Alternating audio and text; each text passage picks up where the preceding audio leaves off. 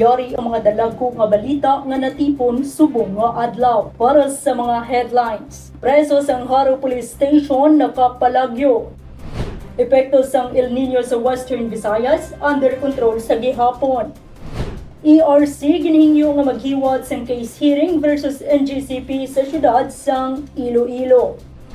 Kagyari ang detalye sang Atun mga headlines. Nagapadayon subong ang manhunt operation agud madakpan ang preso nga nakapalagyo sa Jaro Police Station. Ang preso ang ginkilala kay Gabriel Carlo Tabon, 34 residente sang Pasig City, apang temporaryo nga nagapuyo sa barangay Tabugsuba, Jaro, Iloilo City. Si Tabon na nadakpan sang kapulisan sa barangay Graciano Lopez Haina, Jaro, bangod sa iya warrant of arrest sa kaso nga estafa sang tinalikdan nga September 16, 2023. Ginpahayag ni Police Colonel Juresti Coronica, Direktor sang Iloilo City Police Office, nga ginpagwa sa mga duty jailers ang preso agud magpaninlo sa palibot sang pasilidad. Apang ginaaligar nga samtang nagapaninlo, nagpangita ini sang paagi agud makapalagyo. Dugang pa ni Coronica, ginrelieve na ang 3 ka mga pulis nga naka-duty sang tion nga nagpalagyo si Tabon. Naibaluan nga ang 3 ka mga pulis ang nagarangko Police Senior Master Sergeant, Police Staff Sergeant, kag patrolman. Sila ang ginsaylo sa Iloilo City Police Office samtang nagapadayon ng investigasyon sa insidente. Sa tion nga mapamatud-an nga may kaangtanan ukon kapastawan, magapangatubang ang mga pulis sang kaso nga kriminal kag administratibo.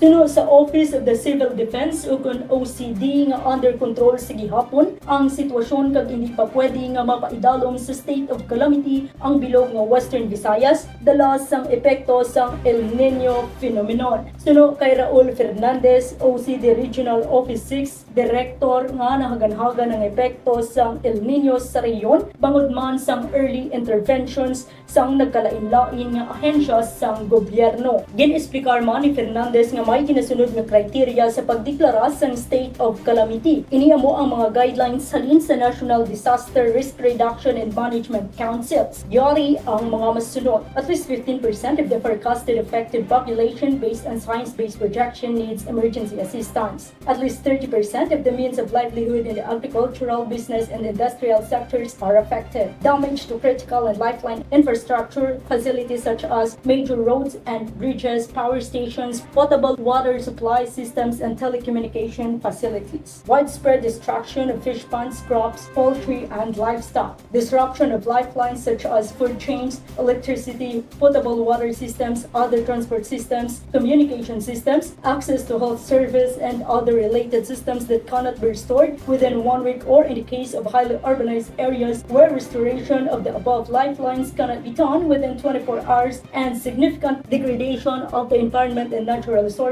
based on the recommendation of government agencies. Ginahingyo siyang konseho sang Iloilo City nga mabatian sa Energy Regulatory Commission o ERC ang rason sang National Grid Corporation of the Philippines parte sa issue sa mga power interruptions diri sa syudad kag ang implementasyon sang 230 kV Sibon Negros Panay backbone project nga wala pagid natuman sang NGCP. Ginakabig ang CNP backbone nga importante gid nga proyekto sa pag-ayos sang supply sang kuryente sa syudad. Ang nasambit nga power transmission na na-delay sa makapito na kabeses kumpara sa original nga completion date nga dapat sang December 2020 pa. Ginpahayag sang ERC nga mahimo tani malikawan ang 4 ka adlaw nga blackout sa Panay Island giban pa nga parte sang Western Visayas sa tung Enero kon natapos ang CNP backbone project sang NGCP sa gintalana nga tion. Bangod sini naghimo si Councilor Romel Duron, Energy and Public Utilities Committee Chair, sang resolusyon nga nagahingyo kay Monalisa de Malanta, ERC Chair kag Chief Executive Officer na mag-conduct sang hearing sa Iloilo City angod sa ongoing case kontra sa NGCP. Ang resolusyon ang ginaprobahan sang City Council kahapon nga adlaw, February 28. Gagamuyadto ang mga dalago nga balita nga natipon subong nga adlaw. Para sa Panay Balita, ini si Jen Baylon ang inyong kapian. For more stories, check our website www.panaynews.net. Follow us on Facebook, Instagram, and Twitter, and subscribe to our YouTube channel.